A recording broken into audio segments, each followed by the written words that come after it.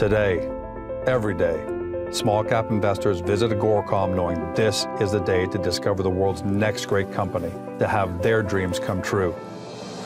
That's why I take to the open road, to find them, to tell their stories, to engage them, to bring them to life, because they want to connect with you from your office, your phone, your home, anywhere. Agoracom, find your dream.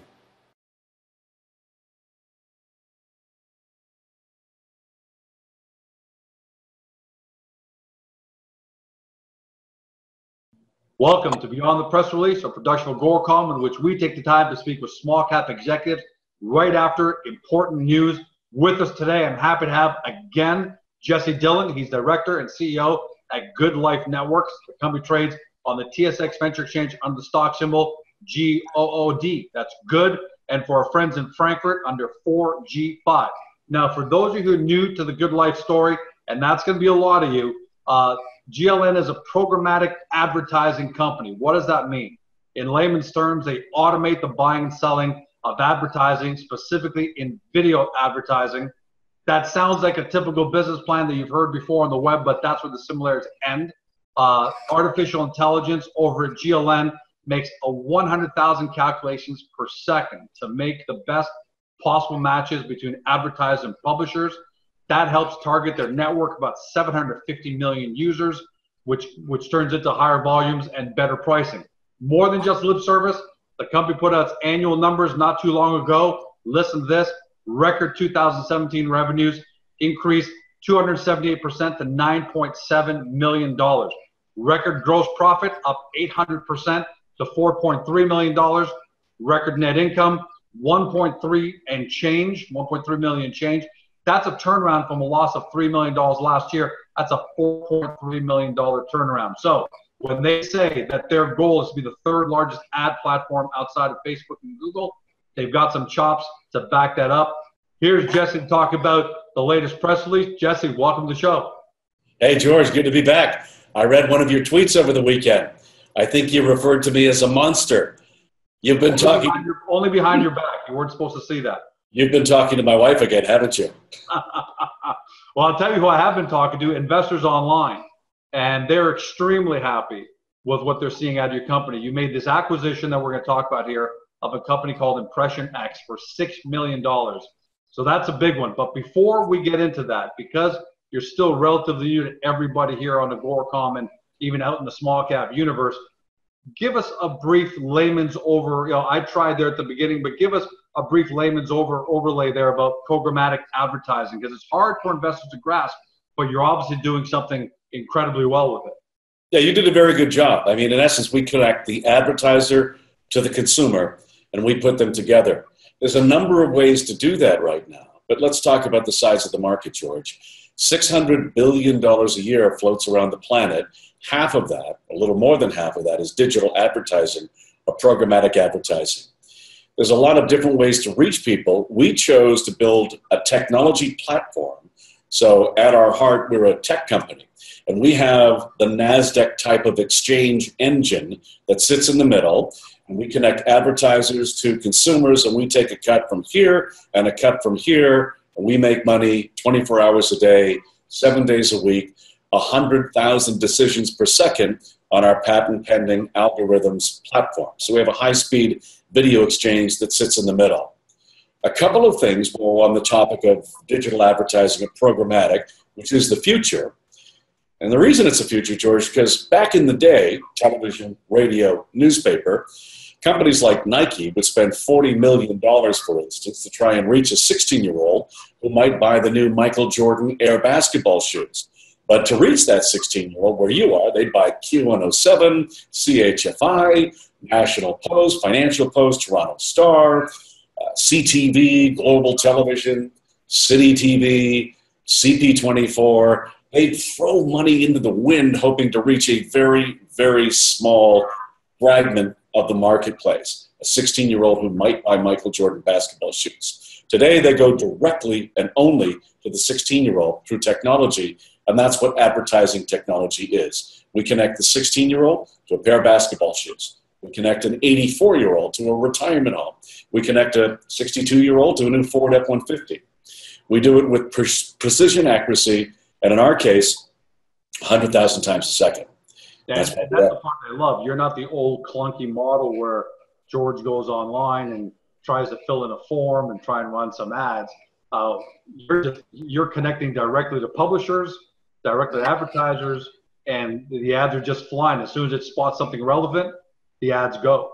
Right. The corollary to this conversation is brand safety. So what's happened in the last 6 months, the last 12 months, we've seen an erosion of people's personal information, PII, personally identifiable information. The two big ones, Facebook and Google, have both had their hands slapped by advertisers, and not small advertisers, huge international advertising agencies that represent thousands of brands, and they said, you guys have to clean up your act. You've been taking personally identifiable information and or running our ads next to unsavory content because it's user-generated content. So if you take our platform, which was built on brand safety from the get-go, that's something we plan on doing this year, is marketing the efficacy of the brand safety of our platform, because through the artificial intelligence and machine learning, we're more effective than Facebook or Google in connecting the advertiser to the consumer without using any personally identifiable information. So those are very important points to put up there as well, George. Yeah, and before we move on, for everyone watching at home, look, Agoracom was built on brand safety. So you can relate now to Goodlife Networks. We built Agoracom because we didn't have a community where investors could go to have intelligent discussion and debate, even disagreement, but still have it clean and bullying-free, troll-free, profanity-free. And look how Agoracom's grown. So you can only imagine what Goodlife Networks is doing in the advertising world by making sure that Nike's ad only shows up in really brand safe publisher videos at the end of the day. That just, that puts the value out through the roof. So with that out there, Jesse, let's talk about what you're buying here. So you're buying a company called Impression X for $6 million, and they're leaders in the connected television advertising world, CTV. That's new to a lot of us because all of us, I would say, 95% of people, we watch TV, we see the ads, we know how those ads get there, but there's a big, massive world out there of people who have disconnected their TVs. They use online services like Roku and Apple TV and other services that they don't get traditional ads. Is that where you guys are filling the hole with this acquisition? Yeah, George, to date we've acquired 3 companies to get where we are today and organic growth. We've executed well with our acquisition strategy. Impression X is a Southern California-based company. They are upcoming leaders, in our opinion, in CTV or connected television. And so what's happening is people all over the world are unplugging from cable and going directly online. You and I are speaking that way today, via Skype, over the internet, or Zoom, or some other facsimile. We're not connected to a cable box to be able to do this anymore. Mm-hmm. So people's habits are changing. They want to watch television when they want to watch it, where they want to watch it. They may not want to see commercials. They may pay for a platinum level. But for the vast unwashed, which are most of us buying smart televisions, connected TVs, there are 800 million connected TVs so far circulating the globe, many more coming. And through clever advertising technology, we want to be in that space. So the company we're buying out of Southern California puts us in that place. On our high-speed video exchange, their technology can experience explosive growth.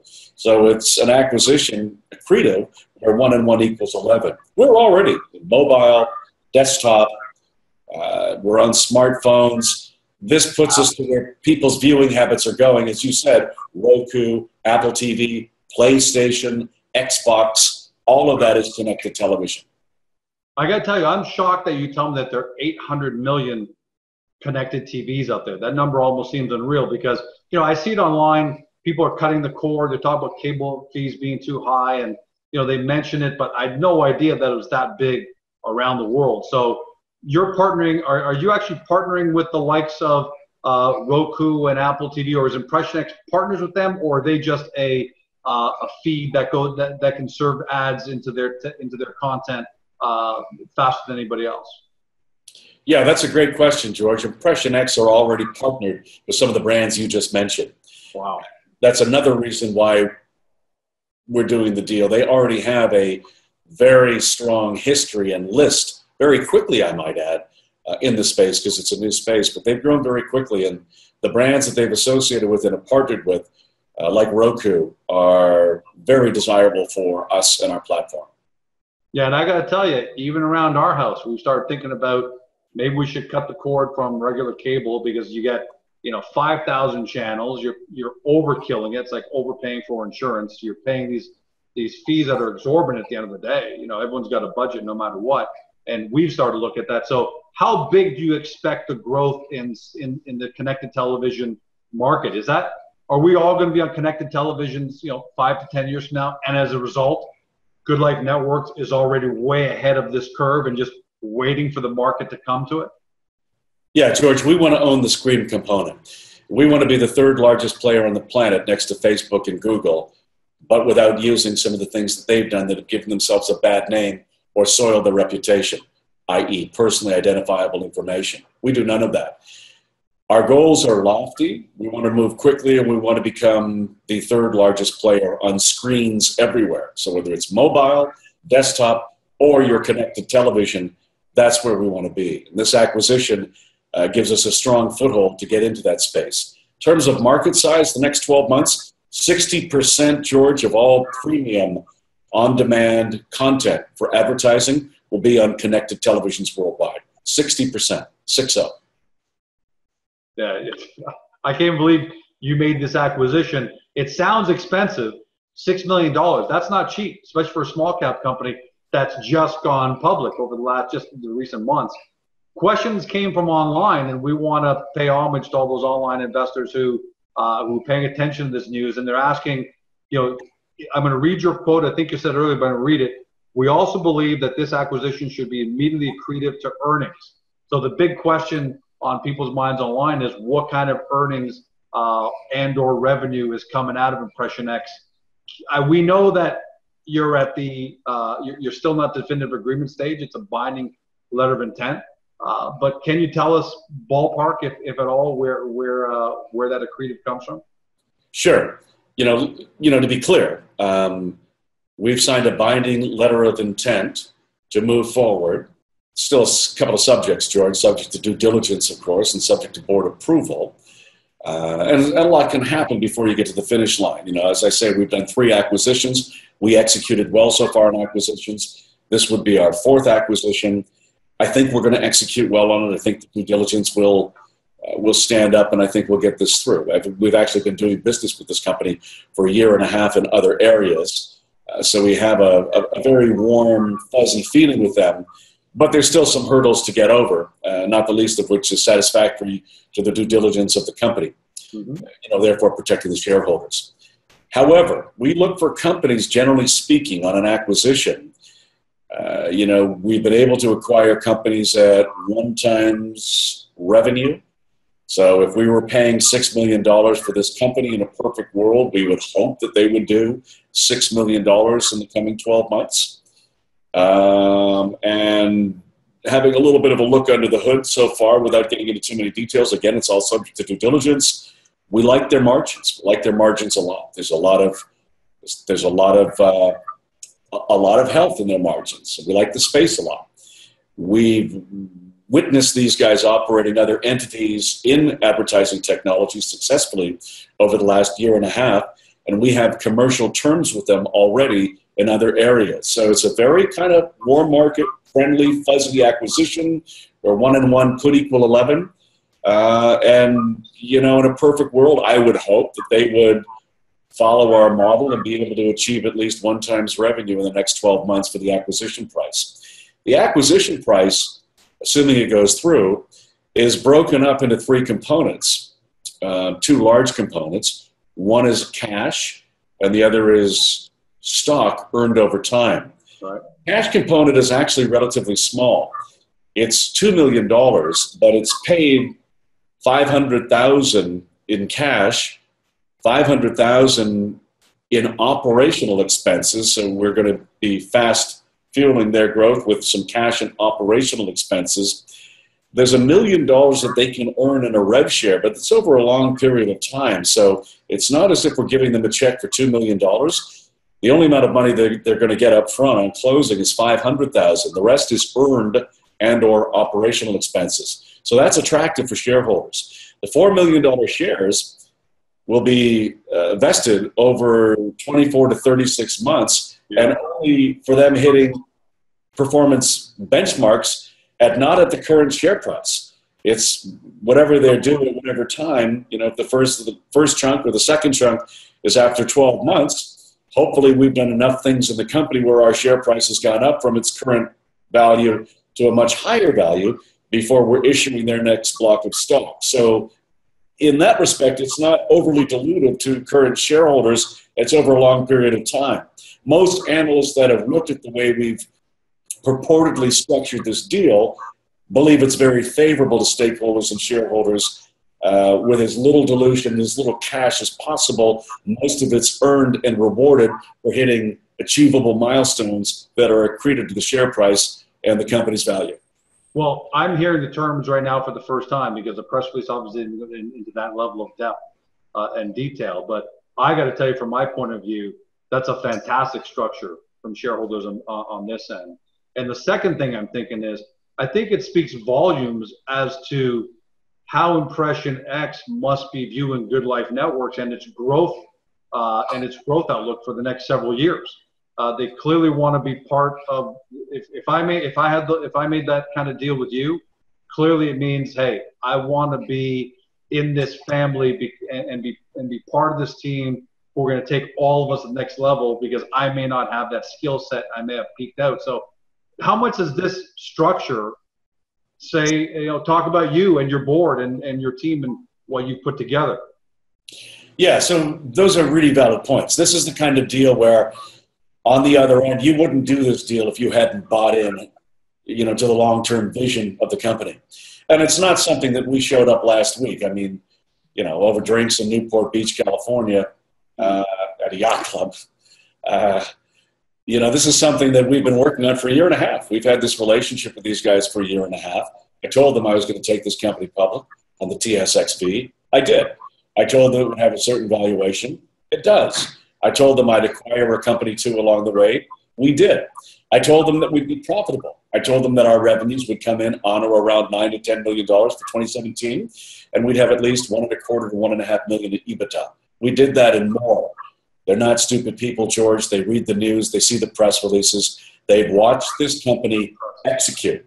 We did what we said we were going to do. That's all ultimately I can do.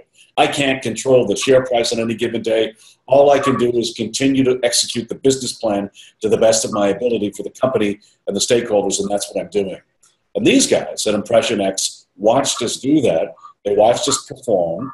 They've seen what's happened with their margins on our platform, and they've said, look, we built this. We can continue to take a healthy margin off the table and buy boats and cars, or we could be bigger of a much larger thing.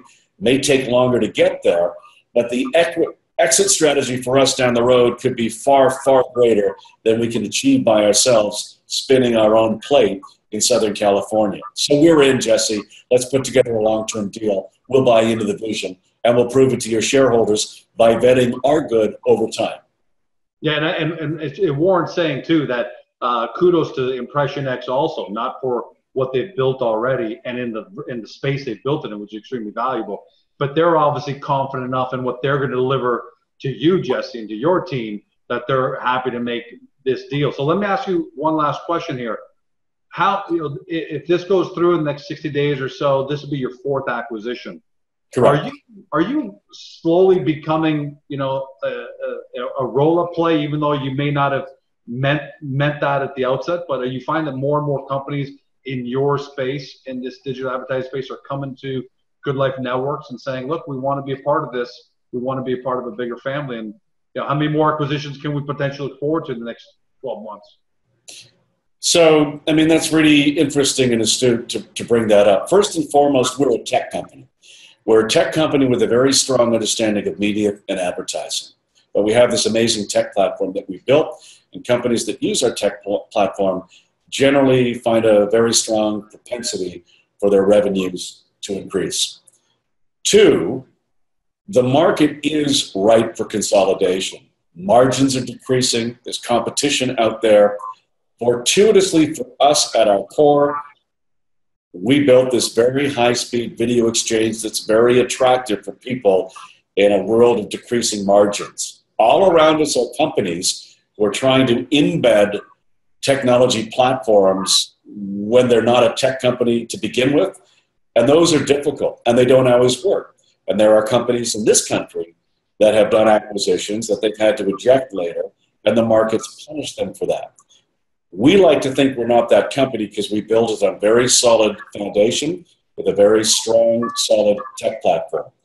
However, as the industry changes, and we have a group of coders under the watchful eye of our CTO that can morph with the industry, if we see connected television coming down the pipe, and we already have a reputation for brand safety and having this platform, we're able to acquire those in a world of consolidation under very attractive terms and move into that space very quickly because we already have a high-speed platform. We can put them on it seamlessly with whatever they built, and it just grows exponentially. So consolidation is happening in the industry, but because we're public and because we're visible and we have that level of viewpoint, and people are able to look up to us because everything about us is published online, there's a feeling of security in dealing with a public company, in dealing with a company that's built its reputation on brand safety. And there's a feeling that, gosh, if I've developed something that could be accretive to a group and I'm looking to consolidate or get wiped out, where am I going to go? To another private company spinning a plate in New York, or another private company that's a one-trick pony spinning a plate in Tennessee, or Israel, or am I going to go to a company that's had a very quick history of executing properly, getting themselves public, they're profitable, they're growing quickly, they've got a rock star management team of media, entertainment, and technology alpha leaders. And I know I'm self-aggrandizing, but George, I told you, I'm not what it is. It is what it is. I surround myself with smart people. Yeah, we are attracting some really attractive purchases like Impression X. And we're able to carve out for our stakeholders very attractive long-term buyouts for those acquisitions. Yeah, and I got to tell you, your history, your board, your management team, I'll tell you what people at home should be realizing if they're not is, companies like Impression X and other technology companies, they're very good at what they do on the technology side, but they're not necessarily very comfortable when it comes to bankers and public markets and go through the whole process, which is very distracting and takes away from the business. So in a lot of ways, unless you are the all-in-one package, the way, Jesse and the team at GLN put it all together, it probably makes a lot of sense just to join forces with you as opposed to have to go, meet bankers, do the dance, talk to people, all that stuff that a lot of people just can't handle no matter what. It's not very easy to go through that, and not everyone's an Uber that gets $100 billion market cap and has the world at their feet. Companies like Impression X and Agoracom and companies like that, we're small, strong companies, but we don't want to be distracted with all the banking stuff. And I think that's why, Jesse, you guys are sitting in the driver's seat right now. Well, it's interesting, George. In my previous life, I had a different background as a broadcaster. I was a morning man at Q107 for many years as Jesse and Jean. And we were the most successful Canadian morning show that ever filled that time slot. I know that you live close to a good friend of mine and the current host, John Derringer. But during the time of Jesse and Jean, and it was lightning in a bottle, we were very successful, won a lot of awards. We took it very seriously. Part of the success was in playing your strengths. And as the anchor of that morning show, the Morning Zoo we used to call it, I had John Gallagher, Hebsher, traffic people, news people. On any given day, we're interviewing Madonna or Jethro Tull or Burton Cummings or Rush. We had all of these assets available to us, and as the anchor, I played them all. We used all of those assets. And so, pivoting 20-ish years ago into building companies and taking companies public, those assets of being able to play your strengths have served me well as the anchor in many respects of this company. And so Impression X, all right, who's good at acquisitions? Who's got a nice track record in the public markets lately that's one of my assets? Well, Paul Matissek. Paul sold Lithium X for about $300 million. He's got almost an unblemished history of selling companies. Energy Metals, $1.8 billion. Lithium, won. Potash, won. Uranium, won. His last cobalt company, Gold Rock, his gold mine, sold them all. And made all of his shareholders a lot of money. Paul is well known to the Canadian stock market, and he's a smart guy. And when it comes to having a nose for getting maximum value, I sent Paul in to have a discussion with the Impression X guys, and they knew of his history and had tremendous respect for him. So it's not just me sitting around with my machinations. It's me playing the strengths for the benefit of the shareholders and the stakeholders and for the company and the marketplace. And then Paul Matissek can go in and have a conversation with Impression X, and based on his unique skill sets, come away with a terrifically crafted arrangement for us. Why wouldn't I use that strength? And that's just one example of some of the people that we have on our advisory board and board of directors, George. Yeah, it's almost like Paul is your Derek Jeter. When you want to get a free agent and that free agent is close, you get Derek to give him a call, show him around New York, and before you know it, sign, seal, deliver. That's why you've done a great job, like you said, of delegating, bringing in smart people. This isn't the Jesse Dillon show. This is the Goodlife Network show.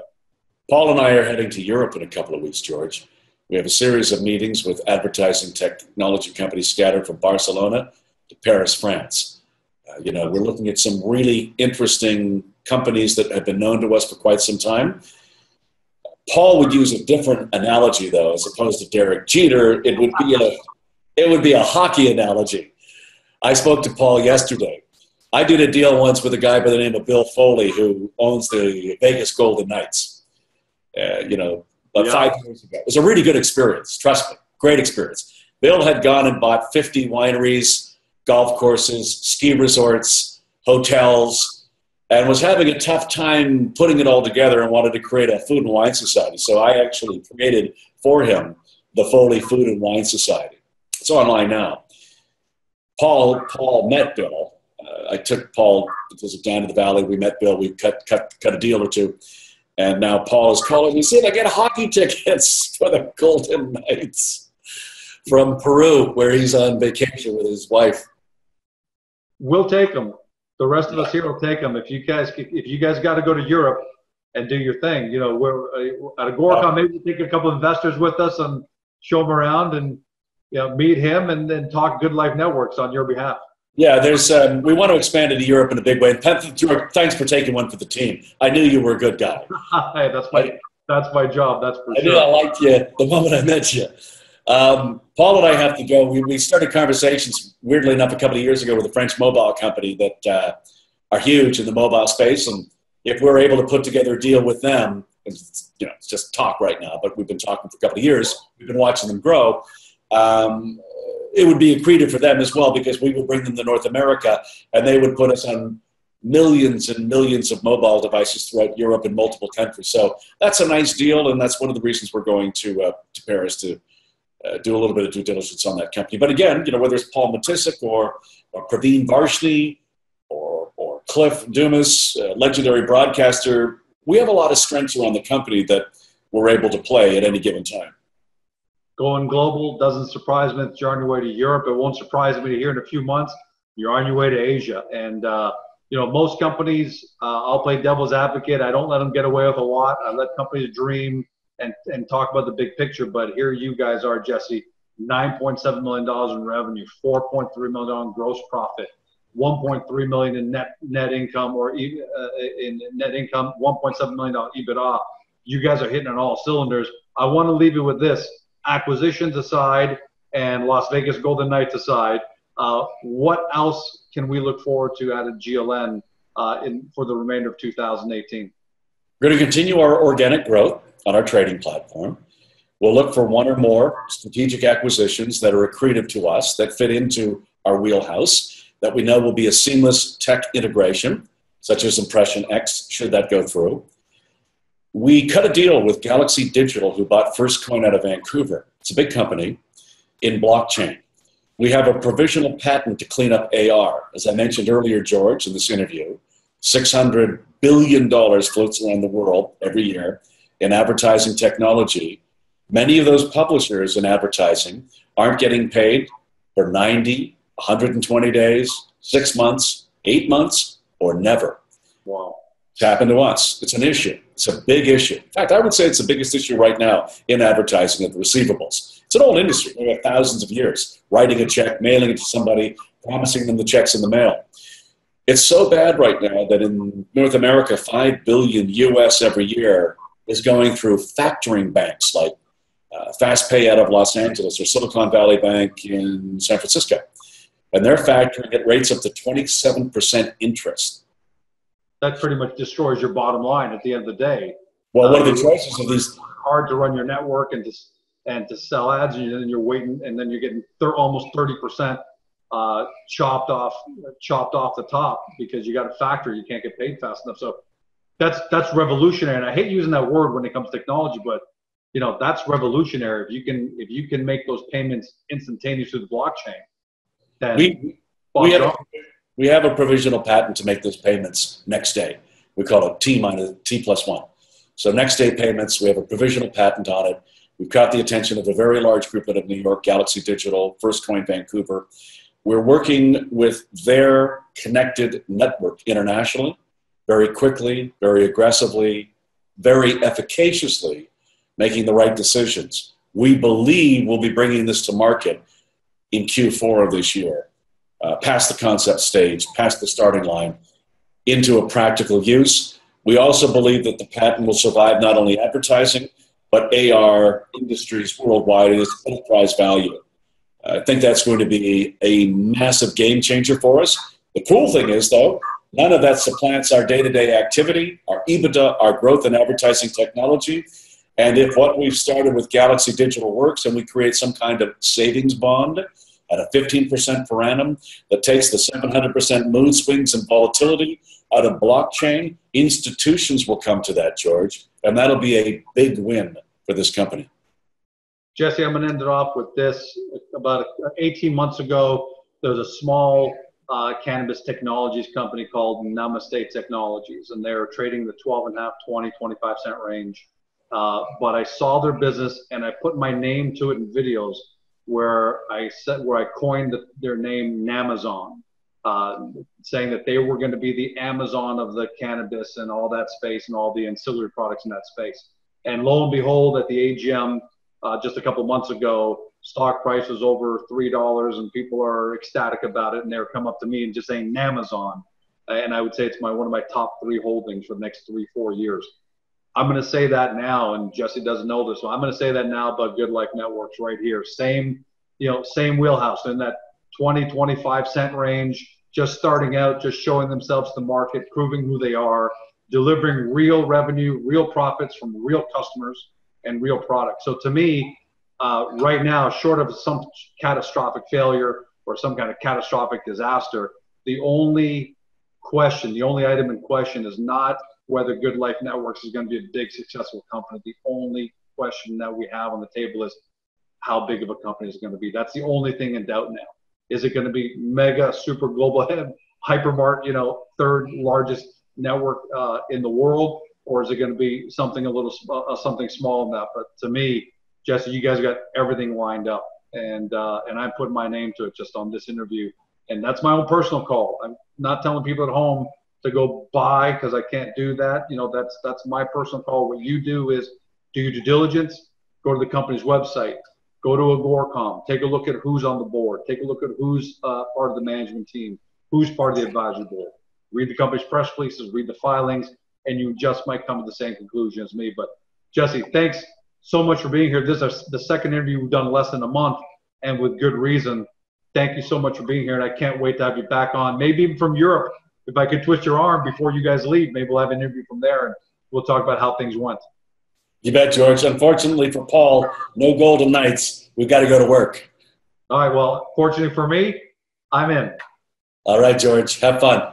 You've been watching Jesse Dillon. He's CEO and Director at Goodlife Networks. The company trades on the TSX Venture Exchange under the stock symbol GOOD. That's good. And for our friends in Frankfurt, under the symbol 4G5. Do your due diligence. You heard what Jesse had to say. Hope to see you next time. Have a great day.